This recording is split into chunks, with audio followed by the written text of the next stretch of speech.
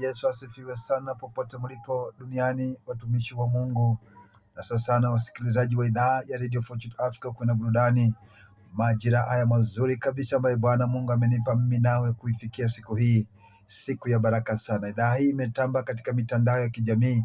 Unapoenda tu ndani ya mitandao ya kijamii tafuta Radio Fortune Africa, unatupata vizuri kabisa. Kipindi ni Mwanga wa Baraka, Jumatatu hadi Ijumaa. Tunashukuru sana, saa 4 mpaka majira yale ya saa 7 za mchana. Siku nyingi sana Misri waliketi wana wa Israeli miaka zaidi ya 400, na katika nchi ya Misri tulikuwa na siku zile zote ambazo Israeli waliketi mikononi mwa Wamisri. Biblia inasema baada ya kuondoka Misri waliketi jangwani kwa miaka zaidi tena ya 40. Kulikuwa ni sehemu ambayo wangeenda siku 11 na kuwa wamekamilisha na kufika katika nchi ya ahadi. Lakini ni kwa nini mambo mengi waliokuwa yakiyasema kinywani mwao yalikuwa yanatimia? Nasema nini? Mungu akusaidie kuitunza na kulinda kinywa chako kila kuchao, na kile usemacho katika kinywa chako kipate ufahamu na nguvu za kusonga kwa hatua zilizo mbele yako. Angalia Mathayo 12:36. Kila neno atakalolinena mwanadamu atatoa hesabu yake siku hiyo ya hukumu. Hii inamaanisha Bwana tusaidie sana, kila tutakalolinena na kulisema mbele za watu lisije likatutia mashakani na katika mateso makubwa siku zijazo. Maana maneno ya kinywa yana nguvu, maneno ya kinywa yananena, maneno ya kinywa yanasikika. Na ndiyo makusudi yangu majira haya ya asubuhi katika habari za ndimi za baraka, ya kwamba uwezo wa kuomba baraka uwe ndani yako. Isiwe unaomba baraka na kile unachotamka kinalete laana. Maana ikiwa unatamka laana na unaomba baraka ni vitu viwili tofauti katika maisha.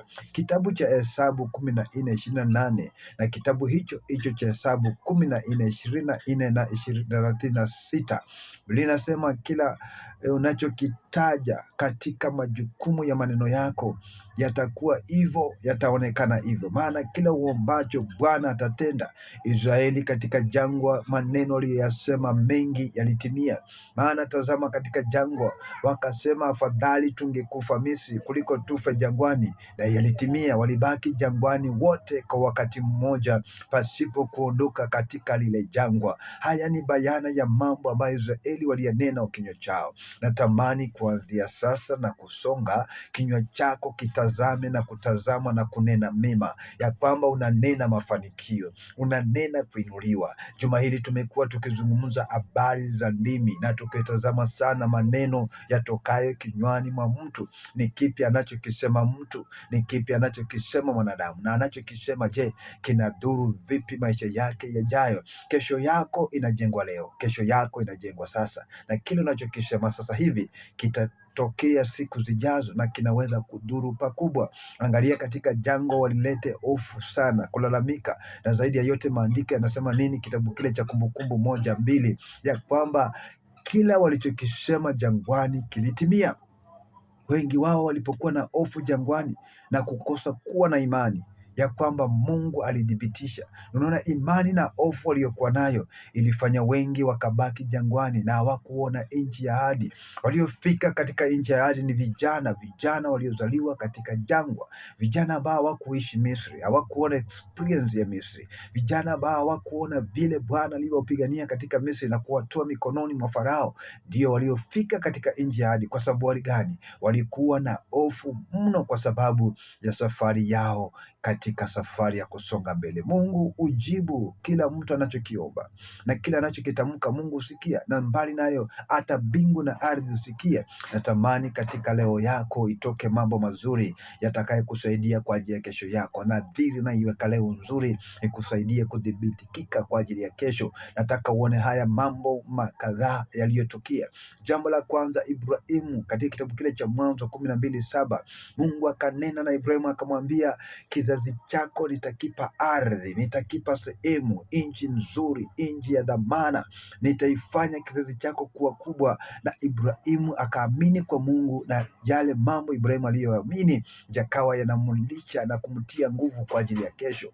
Jambo la pili, hata Isaka mwanao Ibrahimu, Biblia inasema katika kitabu cha Mwanzo 26:3 ya kwamba pia Isaka baba Mungu akamnenea Muumba mbingu na nchi, ya kwamba uzao wako utaongezeka, na yote yakatimia. Unapoangalia kitabu kile cha Mwanzo 28:13, hivyo Yakobo pia na yeye alidhihirishiwa, kizazi chako kitapata haya. Na mwisho unapomwona mtumishi wa Mungu jina lake Musa, unapoangalia kitabu kile cha Kutoka 3:8 ya kwamba ni bayana ya mambo Mungu alizungumza na yakatimia. Nasema nini katika hatua ya neno la Mungu? Jambo la kwanza, tusiwe na hofu katika kumwamini Mungu. Jambo la pili, tusiingishe mashaka katika mambo ya kumwamini Mungu. Na jambo la tatu, tuishi kwa imani na kumwamini Mungu aliyetupa neema, ya kwamba tunaposonga mbele mafanikio yetu ni makubwa, na Mungu anaenda kutufanikisha kwa njia iliyo kubwa na kupendeza sana.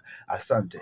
Na hiyo ndio ndimi ya baraka siku ya leo. Jina langu Mathew Ndeva, Radio Fortune Africa, upendo burudani, radio inayekuwa kwa kasi sana duniani. Zaidi ya yote, endelea kutufuatilia katika mitandao yetu ya kijamii, na pia endelea kutufuatilia sana ndani ya idhaa yetu. Una Google tu Radio Fortune Africa na unatupata kwa njia nzuri ya kupendeza. Asante kwa wote ambao mnatufuatilia kila kona ya mitandao. Bwana wabariki na watende mema. Langu jina Ndeva Mathew, kipindi ni Mwanga wa Baraka, Monday to Friday, saa 4 mpaka majira yale ya saa 7 mchana. Asante. Bali na hayo, unaweza simama pia na kituo hiki kwa ajili ya kutusaidia kuvuka kufika FM. Natamani kuwa na mtambo wa nguvu transmitter, na iweze kupeperusha na kutupa matangazo yetu kwa njia nzuri ya umbali sana, na itakuwa ni baraka sana ikiwa utanyosha mkono wako na kusoma kituo hiki, na Mungu akubariki sana. Maombi yako na msaada wako na sadaka yako ni baraka kwetu. Till namba yetu ni 456146 456146 na Mungu awabariki sana. Asanteni sana. Lindeni ulimi wenu.